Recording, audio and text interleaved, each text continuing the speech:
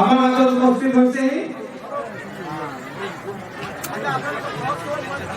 Hello hello सबसे पहले राहुल मन के जोहार जय आदिवासी। बहुत बहुत बहुत आभार प्रकट करता हूं।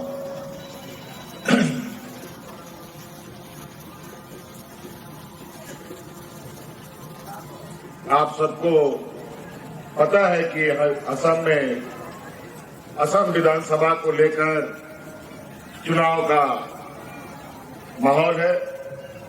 चारों तरफ अलग अलग पार्टी, अलग अलग प्रत्याशी, अलग अलग लोग आपके बीच में अपनी बातों को कहने आए हैं और इस बीच हम लोग भी आपके बीच में आए हैं। लेकिन मुझे लगता है कई लोगों को तो आप लोगों ने कई बार देखा है।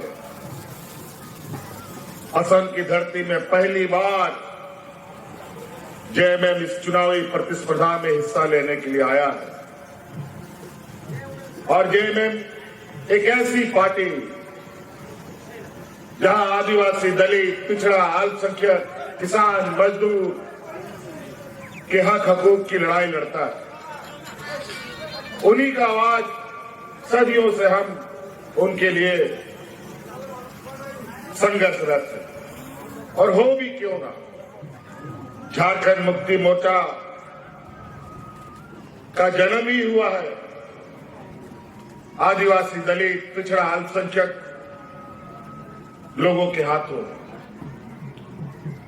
और आज इन्हीं गरीब गुरुआ लोगों के ताकत से हम लोग इस देश में एक अलग राज बनाया और इन्हीं गरीब गुरुआ लोगों की ताकत से आज उस राज को दिशा देने का भी काम जेएमएम पार्टी कर रही है। एक बार नहीं, दो बार इससे पहले भी छोटे मोटे समय में राज को दिशा देने का मौका हम लोगों को मिला था। अभी तो पूरी ताकत के साथ आदिवासी, दलित, अल्पसंख्यक, जितने भी किसान मजदूर हैं, सब लोग एक साथ एक छत के नीचे रहते हैं और अपना हक अधिकार जिसके लिए उनका संघर्ष होता है, अब वो संघर्ष करने का जरूरत नहीं पड़ता। आज हक अधिकार उनके दरवाजे में पहुंचता है। आज इस चुनाव के दौरान मुझे असम के क्षेत्रों में जाने का मौका मिला और इस चुनाव में पहली बार पहले चरण में हम लोगों ने विशेष रूप से असम के चाय बागानों को ध्यान में रखकर यहां राजनीतिक कदमें बढ़ाई और इस पहले चरण के दौरे में जो हमें महसूस हुआ, आंखों से देखा, वो बड़ा ही चिंता करने वाला विषय है। आज चाय बागान के गांव में भी जाने का हमें मौका मिला। आज वहां के मजदूरों को उनके मजदूरों के घर को देखने का मौका मिला। उनके बीच उनकी बातों को भी सुनने का मौका मिला और बड़ा ही मुझे आश्चर्य हुआ। हमको लगा कि झारखंड प्रदेश ही देश का सबसे पिछड़ा राज्य है, लेकिन यहां आने के बाद मुझे लगता है कि हमसे भी पिछड़ा ये असम के राज्य में है। जो स्थापित जीवन आप लोग जीने के लिए मजबूर है, निश्चित रूप से आज के इस युग में ये बहुत बड़ा चिंता का विषय है। और जहां डबल इंजन की सरकार हो और जो राज केंद्र सरकार का सबसे प्रिय राज हो, वहां पर गरीब, किसान, मजदूरों का, आदिवासियों का जो जीवन स्तर है वो इतना दयनीय है। साफ पानी पीने को नहीं, पक्का मकान नहीं, कोई व्यवस्था उनके लिए नहीं, बिजली नहीं, पानी नहीं, स्कूल नहीं, सड़क नहीं, सब भगवान भरोसे।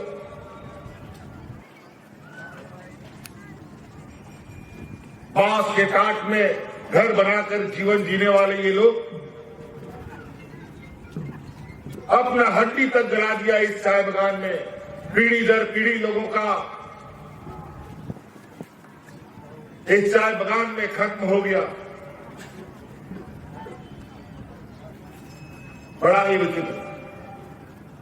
और तो और जो हमें जानकारी मिली कि यहां चाय बागानों के मजदूरों को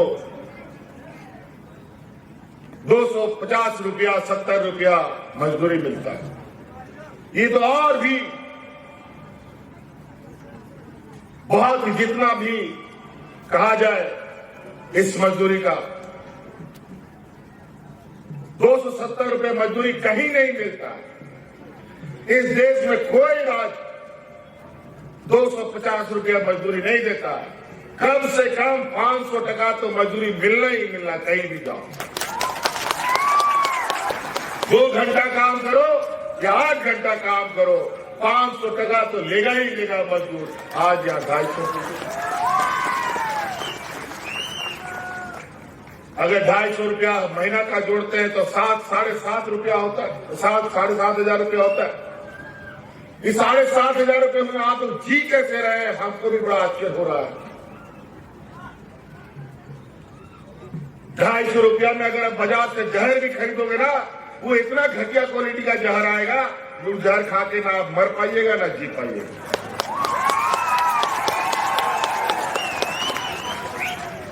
इतना खराब।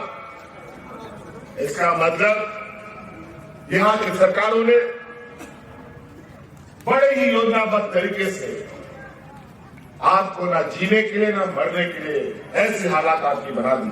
की सरकार विशुद्ध रूप से व्यापारियों के लिए जवाब, आदिवासी, दलित, किसान, मजदूर, अल्पसंख्यक पिछड़ों के लिए ये सरकार नहीं है। और हमको तो पता चला है यहाँ के चाय बागानों को खाल करके बड़े बड़े उद्योगपतियों को भी देने का योजना चल रहा है। फिर से आपको स्थापित, जब असम नहीं बना, बिहार नहीं बना था, उड़ीसा नहीं बना था, एक विराट बंगाल के रूप में असम के लोग चाय बागानों में आकर के मजदूरी किया। यहाँ के आदिवासियों ने असम को तो अपना लिया, लेकिन असम ने यहाँ के आदिवासियों को अपनाया नहीं। शायद यहाँ के लोगों ने, राजनीतिक दलों ने आपका राजनीतिक दुरुपयोग करना बखूबी किया। एक प्रकार आपके वोट से सत्ता में आए और जहां के तहां आपको छोड़ दिया।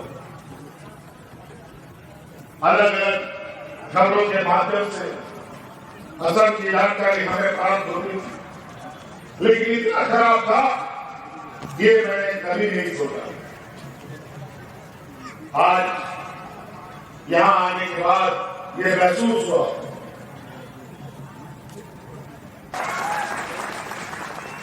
आज चाय बागान के क्षेत्रों में रहने वाला लोग, आज असम का पहचान चाय बागान है भाई। असम का अर्थव्यवस्था का रीढ़ का हड्डी है चाय बागान। और इस चाय बागान को यहाँ के आदिवासियों ने, किसानों ने अपने कंधे में उठा रखा है। और यहाँ के किसानों की हालत बद से बदतर है। और आज चुनाव का समय आ गया तो हमें पता चला है कि महिलाओं के खाते में 9-9 हजार रुपए दे रहा है। वो इसलिए 9 हजार रुपए दे रहा है कि अगला 5 साल तक फिर आप ये भाजपा के गुलाम बन करके रहे। हमें बताओ 9 हजार टका में क्या होगा? 5 साल चलेगा क्या? ये डबल इंजन की सरकार को क्या कमी है? क्यों 5 साल में 9 हजार? क्यों नहीं हर महीना 9 हजार यहाँ के महिलाओं को मिलता है? नहीं देंगे। ये देने वाले लोग नहीं है। ये मात्र चुनाव जीतने के लिए इन किन प्रकार ये लोग दांव खेलते हैं। आज जाके करके देखिए हमारे झारखंड में कोई महिला, कोई जो बच्चियां हैं, जो आधी आबादी है और जो बूढ़ा बुजुर्ग है 60 साल से ऊपर, आप लोग 5 दिया लगा कर भी खोजेंगे ना, बिना पेंशन का कोई नहीं मिलेगा, सबको मिलता है।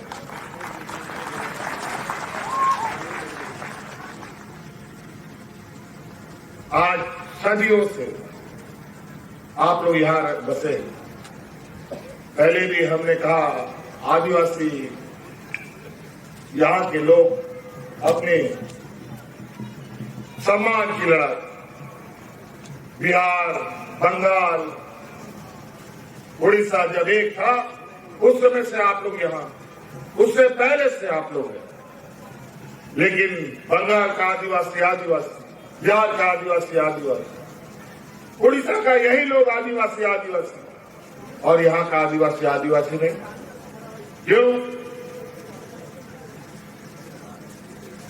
क्योंकि हमारा आदिवासी लोग बेचारा पढ़ा लिखा नहीं। कौन कागज पत्तर में किसको जोड़ रहा है, किसको डिलीट कर रहा है, पता नहीं चलता। जब सब कुछ डूब जाता है तब पता चलता है। फिर लड़ो, कटो, मरो, यही होता है और यही हुआ भी है। आज इसीलिए अपना हक अधिकार आज के जमाने में तो खास तौर पर बहुत कठिन है लेना।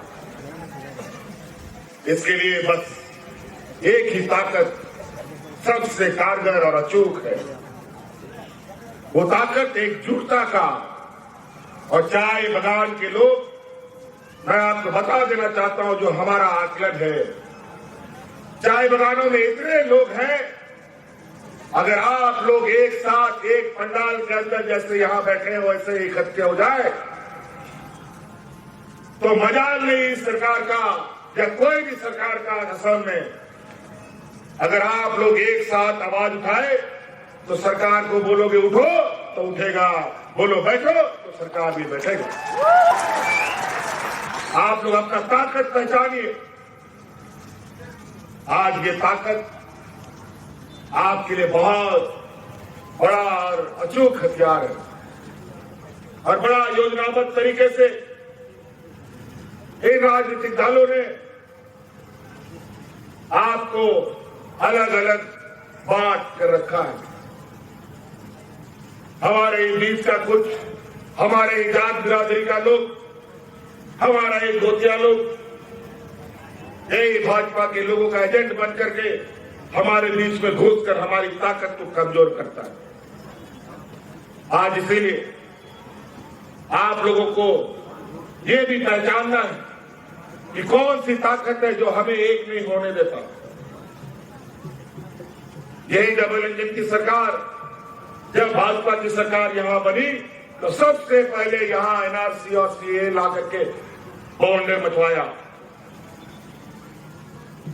आदिवासी, गैर आदिवासी, हिंदू, मुस्लिम, अगड़ा, पिछड़ा, बाहरी, बांग्लादेशी, तुम यहां के नहीं हो, वहां के हो, यही सब यही चलता रहा।